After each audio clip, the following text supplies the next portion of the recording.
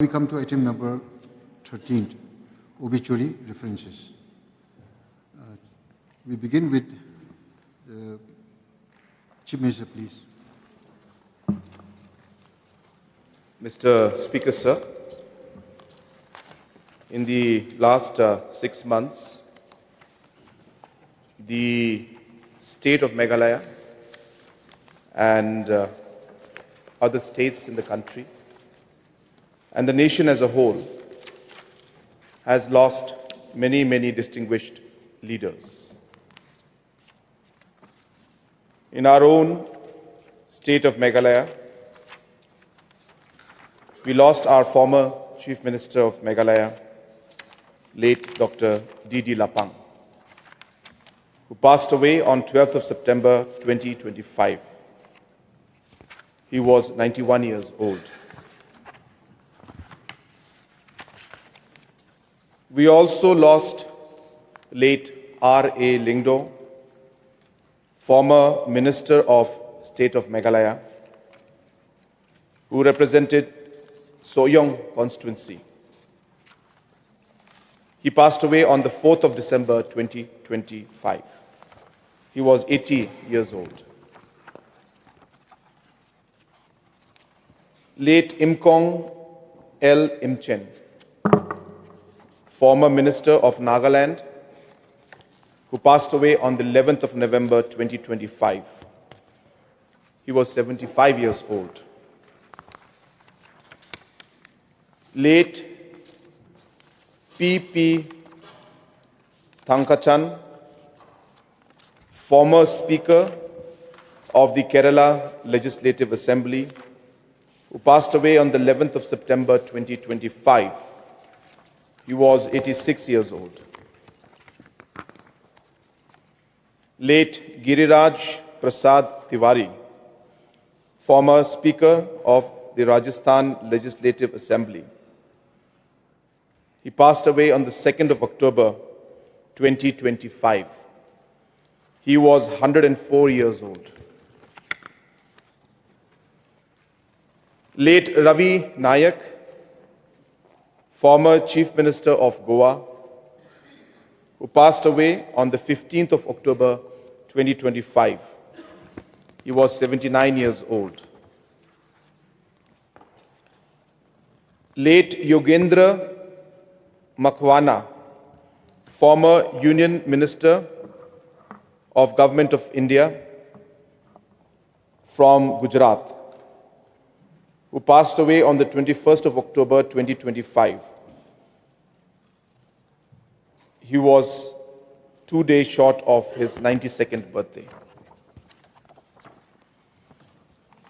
Late Mainul Haq, a former member of the West Bengal Legislative Assembly, who passed away on the 2nd of November 2025. He was 62 years old. Late H.Y. Meti, a senior Congress leader and 5-time member of the Karnataka Legislative Assembly, who passed away on the 4th of November 2025. He was 79 years old. Late Sudhakar Singh, former member of the Uttar Pradesh Legislative Assembly, who passed away on 20th of November 2025. He was 67 years old. Late Diwakar Bhatt, former member of the Uttarakhand Legislative Assembly, who passed away on the 25th of November 2025. He was 79 years old.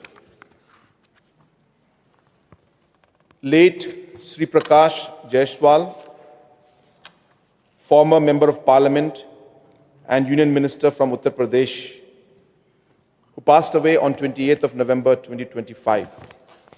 He was 81 years old. Late Shivraj Vishwanath Patil, former Lok Sabha Speaker and Union Minister of India from Maharashtra, who passed away on the 12th of December 2025. He was 90 years old.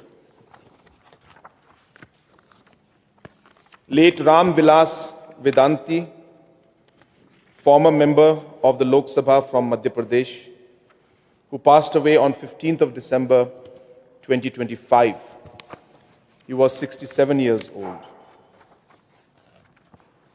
Late Bishwa Bandhu Sen, Speaker of Tripura Legislative Assembly, who passed away on 26th of December 2025. He was 72 years old. Late Suresh Kalmadi, Senior Congress leader and former Union Minister from Maharashtra, who passed away on 6th of January 2026. He was 81 years old. Late N. Sundaram, former member of the Tamil Nadu Legislative Assembly, who passed away on the 26th of January 2026. He was 72 years old. Late Ajit Pawar, former Deputy Chief Minister of Maharashtra, who passed away on 28th of January 2026. He was 66 years old. Sir, all the leaders who we have lost have contributed immensely to their own state and to society and the nation as a whole. And I pay my deepest respect to all the departed souls and express my deepest condolences to the members of the bereaved family. Sir, amongst the leaders who we lost, late Dr. D.D. Lapang is somebody who I am very sure has touched the lives of every single member in this house. I am confident that almost every member in this house has engaged, worked, benefited, supported, whatever the word one would like to use. But late Dr. D.D. Lapang was somebody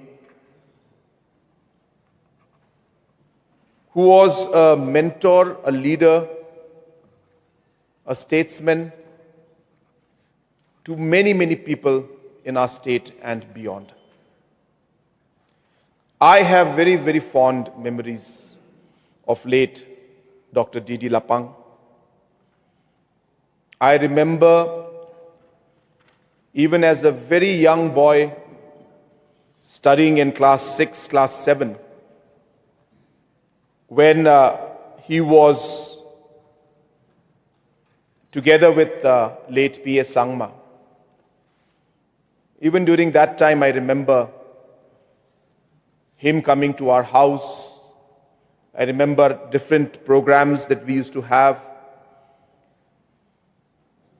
Though I was not part of those programs, but on the sidelines, I used to watch and notice all the leaders, and late Dr. D.D. Lapang definitely was one who stood out. Apart from the contributions that he has made to his constituency, apart from the contribution that he has made to Ribhoi district, and the contributions that he has made to the state as a minister, as deputy chief minister, and as chief minister of the state, are many in number. It would be impossible for us to list down all the things that he has done for the state and for his people.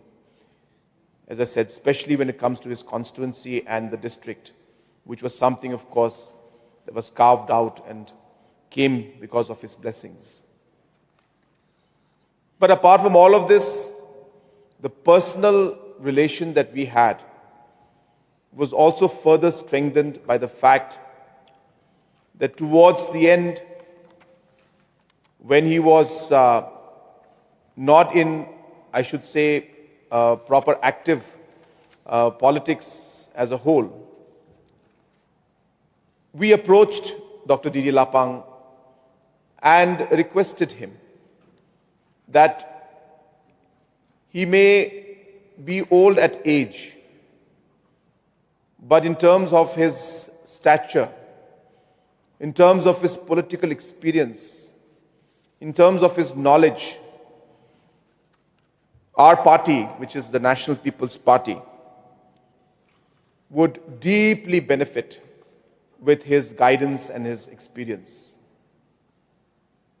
And we were very, very happy. I remember our Deputy Chief Minister, Mr. Preston Tinsong, and few of us, after we requested him, he agreed to join and be part of our party. And what I found exceptional about Dr. D.D. Lapang was that even at that age when he came and joined our party, there was a certain spark and a certain excitement in him in every single program that we had. It was almost as if he was, a young, new political person coming into the field. And whether the meeting was a large meeting or a small meeting, once he was informed, he would make it a point to attend that meeting, in spite of the challenges he had. Apart from the fact that he would attend those meetings, when he would speak, even at that age, he would speak with so much clarity, so much of commitment and passion to the people, to the party. And his memory was one of, the greatest qualities, I must say, that he had, because he would remember everything, even at that age. And therefore, he was a marvelous, exceptionally talented and gifted individual who continued to be active throughout his life. I remember going to meet him when he was not well and he was not able to speak at that point in time. Of course, I went also to the hospital when I heard the news that he was very serious. But before that, when he was in the house for a couple of weeks or about a month, I got a chance to visit him. And even at that point in time, he was not able to speak well. He was not able to communicate well. But even in that stage, he made it a point to inform his son, to tell me that he's sorry that he's not able to speak to me properly, and that he's like this, sitting out now. He's not able to talk to me, and he was thanking me that I came to meet him. That is the kind of person late Dr. D.D. Lapang was. So it was just amazing, and I must say an inspiration, and he'll be greatly missed as a father figure and as a leader and as a person who has guided, I'm sure, many of the leaders out here in this August House, and many more, of course, who are not here in this August House with us. But his impact and his footprints have, I'm sure, covered the state as a whole and affected many lives. So we really miss him, and we really would like to express our deepest condolences to the family members and pray for all the members of the family of late D.D. Lapang. I also have very fond memories of late Ajit Pawar. And sir, as you must be obviously aware, we were all together in the NCP. And when we were in the NCP together, I remember in the early 2000s, we used to call him Ajit Dada at that time. We still called him Ajit Dada. And through his support. In the year 2003-2004, I was made the national president of the NCP Youth at that point in time. So I got a good opportunity to work with late Ajit Pawar.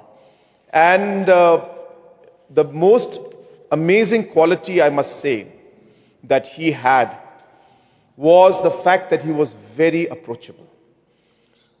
So whenever anybody went to meet him, he may not be able to solve everybody's problem. He may not have been able to sit and discuss with everybody. But he would make it a point that he would shake hands with everyone, give those 3 seconds, 5 seconds of his time, and just nod his head and take the paper or listen to the points, whether he noted it down or not. But the person always felt that Ajit Dada has met us, he listened to us. And that quality is something that really impacted the party as a whole at that point in time. He was a grassroots person. He was the organizer. He was a person who would do all the background work for the NCP then. And I got a chance to sit, to work with him, and most importantly, learn from him. Even in recent years, as Deputy Chief Minister of Maharashtra, in many, many occasions, in different meetings, we got opportunities to meet. And he would very fondly remember the past. He would tell me about how we worked together in the NCP. And of course, his death was a shock to all of us. And it was something that we still can't accept in one way, though we are not in the same party now. But I have a great respect. I had a great respect for him. I still have a great respect for him. And as I said, I've learned a lot from his style of politics, about being grounded, about being accessible, and about ensuring that you meet everybody. And that's something that Ajit Pawar, late Ajit Pawar has at least taught me to a large extent. So I really miss him also. And I'm sure that there'll be a huge, huge vacuum for the NCP, as well as for the state of Maharashtra, because the region and the area that has been representing for a very long time, they will find it very difficult to fill that gap and that vacuum that late Ajit Pawar has left. I express my condolences to the family members of late Ajit Pawar, and I pray to Almighty that his soul may rest in eternal peace.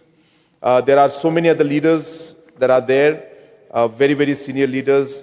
I did not have an opportunity to directly work with them, but leaders like late Shivraj Patil, are individuals who we always looked up to. We met in different occasions, but I never got a chance to work closely because they were much, much more senior to us. And even leaders like late Imchen was again somebody who I got an opportunity to meet multiple times. Again, a person who has been very, very active in Nagaland politics. And I never got an opportunity to work closely with him, but we met many, many times in different occasions. And of course, shared a lot of discussion about Nagaland politics.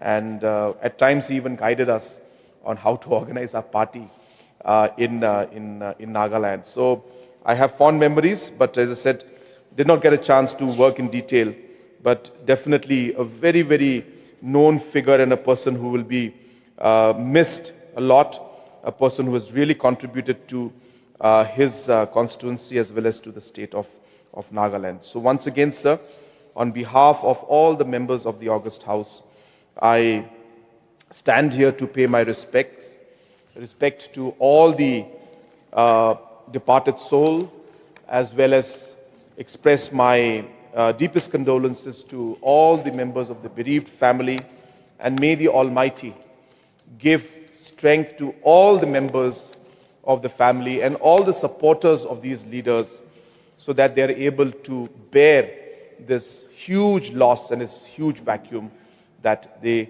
will have to face in the days to come. With these few words, I resume my seat. Thank you, sir.